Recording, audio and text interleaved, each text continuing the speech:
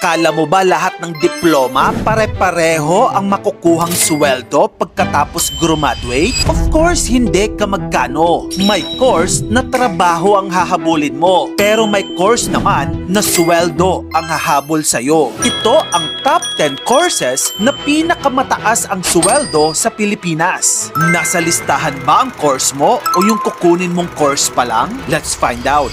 Number 10, Industrial Engineering. Ito ang course para sa mga mahilig mag-ayos ng sistema. Paano bibilis ang production sa planta at factory? Magkano ang sweldo? Around 65,000 pesos per month.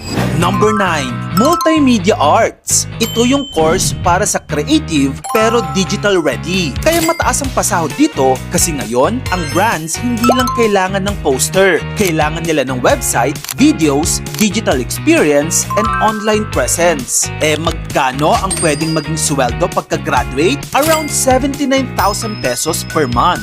Number 8, Statistics. Ito ang course para sa mga taong marunong bumasa ng data. Hindi lang ito puro numbers ha. Ito yung skill na ginagamit para maintindihan ng trends, behavior, risk, and decision making. Magkano ang sweldo pagka-graduate? Nasa around 81,000 pesos per month.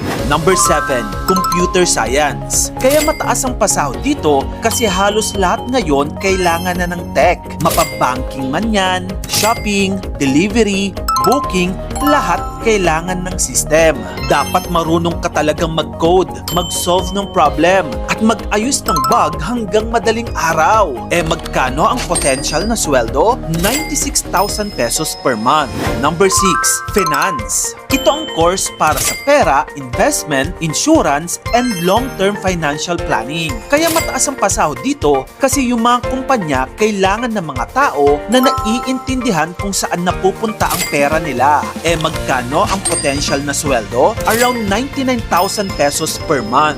Number 5, Actuarial Science. Sa course na ito, nasasagot ang mga tanong gaya ng gaano kalaki ang chance na malugi tayo. Kaya mataas ang pasahod dito kasi kapag kaya mong i-compute ang risk, kaya mong tulungan ang kumpanya na umiwas sa malaking talo. Magkano ang potential na sweldo? Around 101,000 pesos per month. Number 4, Chemical Engineering. Hindi ito simpleng halo-halo ng chemicals ha. Chemical engineers work with fuel, energy, industrial processes, and production. Magkano ang potential na sweldo nila? Around 110,000 pesos per month. Number 3, Electronics Engineering. Ito ang course path connected sa electronics, systems, equipment, at pati na rin ang aviation safety technology. Magkano ang potential na sweldo pagka-graduate? 131,000 pesos per month. Number 2, Aeronautical Engineering. Ito ang course para sa design, maintenance, and technical side ng eroplano. Hindi lahat kasi ng nasa aviation ay piloto. May mga engineers na involved sa safety ng aircraft systems. Magkano ang potential na sweldo? Nasa around 150,000 pesos per month.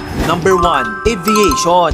Especially kung ang path mo ay maging aircraft pilot. Ito ang course path na glamorous tingnan pero sobrang bigat ng responsibility sa pag-aaral.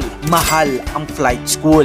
Kailangan ng licenses. Kailangan ma-meet ang requirement na flight hours. Kaya mataas ang pasahod kasi hindi lang eroplano ang dala mo. Buhay ng libu-libong passengers ang responsibility mo. Magkano ang potential na sweldo? Nasa estimated 280,000 pesos kada buwan. Maaring mas malaki pa kung mas bonggang airlines na pinagtatrabahuhan mo. At yun na nga mga kamagkano, that's our top 10. Ikaw, ano ang course mo nung college? At kung ikaw ang papipiliin ngayon, ano sana ang gusto mong kunin sa eskwelahan? Tara, pag-usapan natin sa comment section. At kung gusto mo pa na mag-get pang klaseng contents, dito lang ngayon sa channel ko kaya follow ka na. Maraming salamat sa panonood mga kamagkano.